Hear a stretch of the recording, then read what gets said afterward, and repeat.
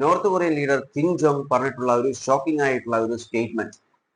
ഇസ്രായേലിനെ തീർക്കാൻ വേണ്ടി ഒരൊറ്റ മിസൈൽ അയച്ചാൽ മതി എന്നാണ് നോർത്ത് കൊറിയ പറയുന്നത്. അതായത് വേൾഡ് മാപ്പിൽ നിന്നും ഇസ്രായേലിനെ തുടച്ചു നീക്കാൻ വേണ്ടി നോർത്ത് കൊറിയയുടെ ഒരൊറ്റ മിസൈൽ അയച്ചാൽ പിന്നെ ഇസ്രായേൽ ഭൂപടത്തിൽ കാണില്ല എന്നാണ് കിം ജോങ് പറഞ്ഞിട്ടുള്ളത്.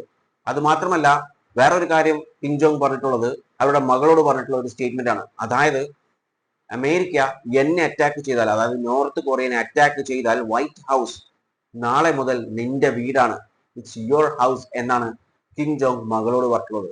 അതായത് ഒന്ന് തൊട്ട് കഴിഞ്ഞാൽ അമേരിക്കയെ ചുട്ട് ഭസ്മമാക്കും എന്നൊരു കാര്യമാണ് ഇവിടെ പറഞ്ഞു വെക്കുന്നത്.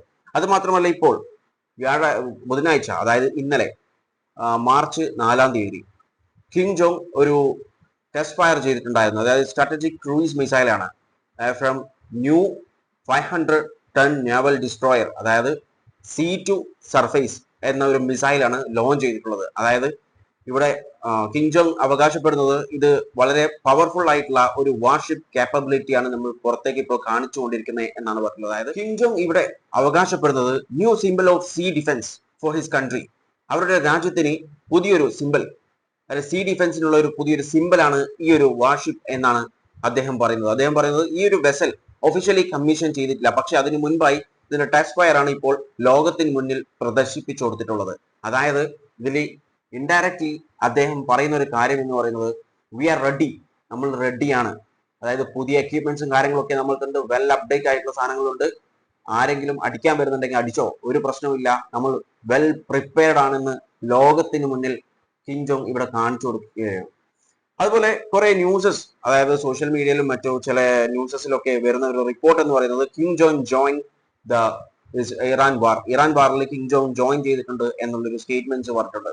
പക്ഷേ നമ്മളിവിടെ മനസ്സിലാക്കേണ്ടത് ഒഫീഷ്യലി കിം ജോങ്ങിന്റെ ഭാഗത്തുനിന്ന്, അതായത് ഈ ഒരു സ്റ്റേറ്റ്മെന്റിൽ പറഞ്ഞിട്ടുള്ള ഒരു കാര്യം എന്ന് പറയുന്നത് ജോയിൻ ചെയ്തിട്ടുണ്ട്, നമ്മുടെ ആർമിയും അതുപോലെ മറ്റു ടെക്നോളജീസും ഒക്കെ അങ്ങോട്ടേക്ക് പുറപ്പെടാൻ പോവുകയാണ് എന്നുള്ള ഒരു സ്റ്റേറ്റ്മെന്റ് ആണ് പല അക്കൗണ്ടിലും കാര്യങ്ങളൊക്കെ വന്നുകൊണ്ടിരിക്കുന്നത്. പക്ഷേ കിം ജോങ് ഒഫീഷ്യലി പറഞ്ഞിട്ടുള്ള ഒരു കാര്യം എന്ന് പറയുന്നത് ഇറാൻ നമ്മളെ ഇൻവൈറ്റ് ചെയ്തിട്ടില്ല എന്നാണ് പറഞ്ഞിട്ടുള്ളത്. അതായത് ഇറാൻ ഇൻവൈറ്റ് ചെയ്തിട്ടുണ്ടെങ്കിൽ അവർ അതിൽ ഇടപെടും എന്നൊരു കാര്യമാണ് അതിലൂടെ സൂചിപ്പിക്കുന്നത്. അതായത് ഇതുവരെ ഇൻവൈറ്റ് ചെയ്തിട്ടുമില്ല, ഇവർ ജോയിൻ ചെയ്തിട്ടുമില്ല.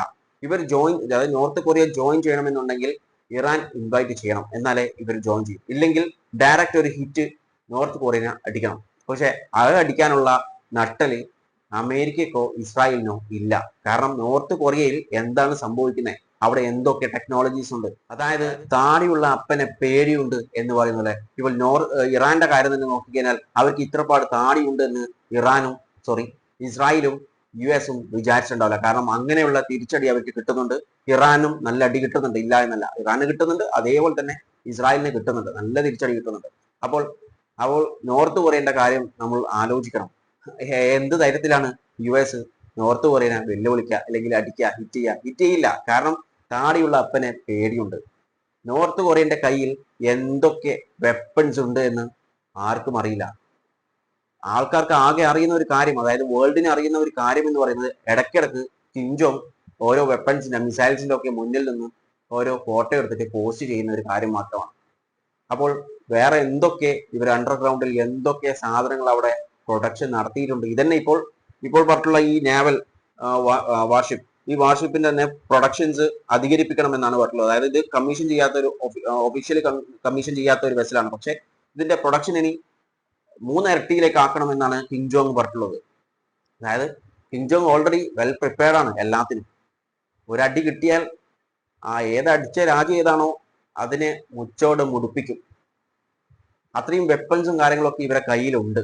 പക്ഷെ ഉപയോഗിക്കാൻ, അതായത് കുറെ ട്രോൾസും കാര്യങ്ങളൊക്കെ വരുന്നത് പോലെ ടോയ്സ് ഉണ്ട്, പക്ഷെ കളിക്കാൻ ആരുമില്ല എന്ന് പറയുന്ന പോലെയാണ് കിം ജോങ്ങിന്റെ അവസ്ഥ.